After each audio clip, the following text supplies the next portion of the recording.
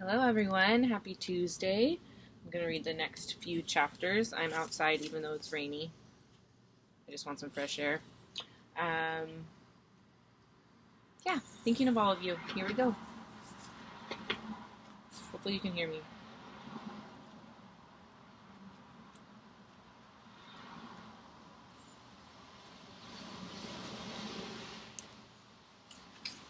Okay. Oh, remember in the last part we read, they just got a puppy. So that's what just happened before. We called the puppy Bear because when Mom first saw him, she said he looked just like a little bear cub. I said, that's what we should call him, and everyone agreed that that was the perfect name.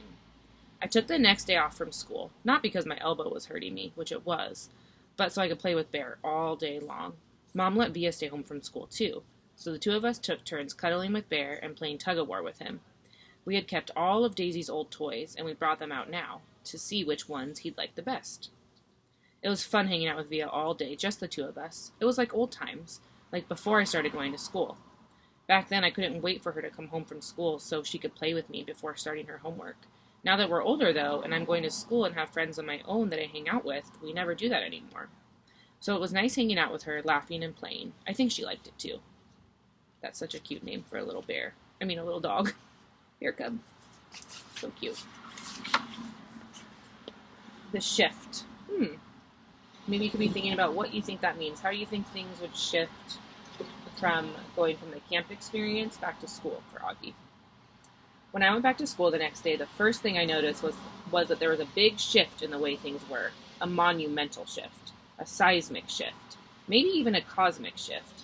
Whatever you want to call it, it was a big shift. Everyone, not just in our grade, but every grade, had heard about what had happened to us with the 7th graders. So suddenly, I wasn't known for what I'd always been known for, but for this other thing that had happened. And the story of what happened had gotten bigger and bigger each time it was told. 2 days later, the way the story went was that Amos had gotten into a major fistfight with the kid, and Miles and Henry and Jack had thrown some punches at the other guys, too. And the escape across the field became this whole long adventure through a cornfield maze and into the deep, dark woods. Jack's version of the story was probably the best because he's so funny. But in whatever version of the story, and no matter who was telling it, 2 things always stayed the same. I got picked on because of my face, and Jack defended me. And those guys, almost Henry and Miles, protected me. And now that they protected me, I was different to them. I was like one of them. They all called me Little Dude now, even the jocks. These big dudes I barely even knew before would knuckle punch me in the hallways now. Another thing to come out of it was that Amos became super popular, and Julian, because he missed the whole thing, was really out of the loop. Miles and Henry were hanging out with Amos all the time now, like they switched best friends. I'd like to be able to say that Julian started treating me better too, but that wouldn't be true. He still gave me dirty looks across the room. He still never talked to me or Jack, but he was the only one who was like that now. And me and Jack, we couldn't care less. So notice how much Augie has changed in terms of how much he cares about what certain people think about him. He seems to have been able to let some of that go.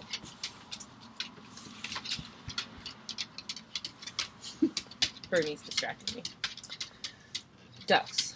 The day before the last day of school, Mr. Tushman called me into his office to tell me they had found out the names of the 7th graders from the nature retreat. He read off a bunch of names that didn't mean anything to me, and then he said the last name, Edward Johnson. I nodded. You recognize the name, he said. They called him Eddie. Right. Well, they found this in Edward's locker. He handed me what was left of my hearing aid headband. The right piece was completely gone, and the left one was mangled. The band that connected the two, the Lobot part, was bent down the middle. His school wants to know if you want to press charges, said Mr. Tushman. I looked at my hearing aid. No, I don't think so, I shrugged. I'm being fitted for new ones anyway. Why don't you talk about it with your parents tonight? I'll call your mom tomorrow to talk about it with her, too. Would they go to jail, I asked. No, not jail, but they'd probably go to juvie court, and maybe they'll learn a lesson that way. Trust me, that Eddie kid is not learning any lessons, I joked. He sat down behind his desk. Augie, why don't you sit down a second, he said. I sat down. All the things on his desk were the same as when I first walked into his office last summer. The same mirrored cube, the same little globe floating in the air. That felt like ages ago. Hard to believe this year's almost over, huh? He said, almost like he was reading my mind. Yeah. Has it been a good year for you, Augie? Has it been okay? Yeah, it's been good, I nodded. I know academically it's been a great year for you. You're one of our top students. Congrats on the high honor roll. Thanks, yeah, that's cool.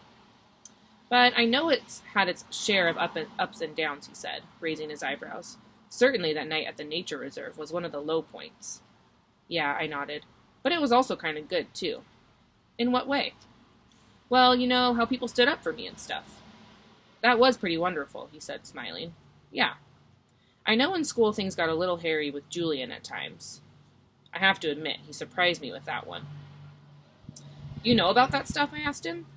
Middle school directors have a way of knowing about a lot of stuff. Do you have, secret security cameras in the hallways? I joked. And microphones everywhere, he laughed. No, seriously? He laughed again. No, not seriously. Oh, but teachers know more than kids think, Augie. I wish you and Jack had come to me about the mean notes that were left in your lockers. How do you know about that? I said. I'm telling you, middle school directors know all. It wasn't that big a deal, I answered, and he wrote notes, too. Oh, and we wrote notes, too. He smiled. I don't know if it's public yet, he said, though it will be soon anyway, but Julian Albans is not coming back to Beecher Prep next year. What? I said. I honestly couldn't hide how surprised I was. His parents don't think Beecher Prep is a good fit for him, Mr. Tushman continued, raising his shoulders. Wow, that's big news, I said. Yeah, I thought you should know. Then suddenly I noticed that the pumpkin portrait that used to be behind his desk was gone, and my drawing, my self-portrait as an animal, that I drew for the New Year art show, was now framed and hanging behind his desk. Hey, that's mine, I pointed. Mr. Tushman turned around like he didn't know what I was talking about. Oh, that's right, he said, tapping his forehead. I've been meaning to show you this for months now. My self-portrait is a duck, I nodded. I love this piece, Augie, he said. When your art teacher showed it to me, I asked her if I could keep it for my wall. I hope that's okay with you. Oh, yeah, sure. What happened to the pumpkin portrait? Right behind you. Oh, yeah, nice. I've been meaning to ask you since I hung this up, he said, looking at it. Why did you choose to represent yourself as a duck? What do you mean, I answered. That was the assignment. Yes, but why a duck, he said. Is it safe to assume that was because of the story of the duckling that turns into a swan? No, I laughed, shaking my head.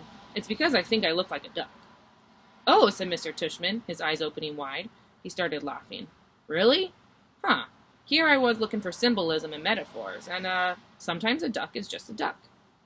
Yeah, I guess, I said, not quite getting why he thought that was so funny. He laughed to himself for a good 30 seconds.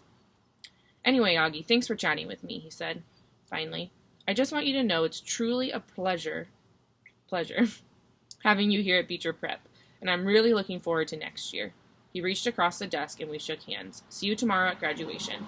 See you tomorrow, Mr. Tushman. I'll read one more chapter. Ooh. Wow, we only have, I don't know if any of you have calculated this yet.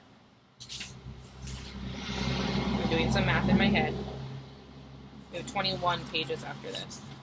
While we finish this week, I'm guessing. The last precept. This was written on Mr. Brown's chalkboard when we walked into English class for the last time. Mr. Brown's June precept. Just follow the day and reach for the sun. The polyphonic spree.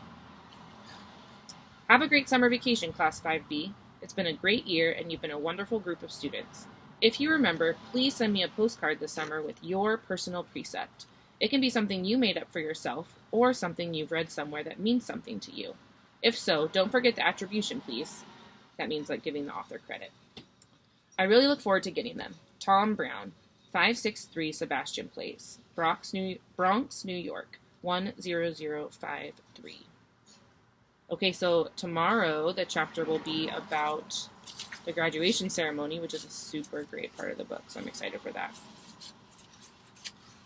I was thinking if you want to jot, remember that's totally optional, but if you want to jot, you can pick a character, pick one of the main characters, so Augie, Jack, Via, Augie's parents, Julian, Amos, Miles, Summer, you can probably think of more.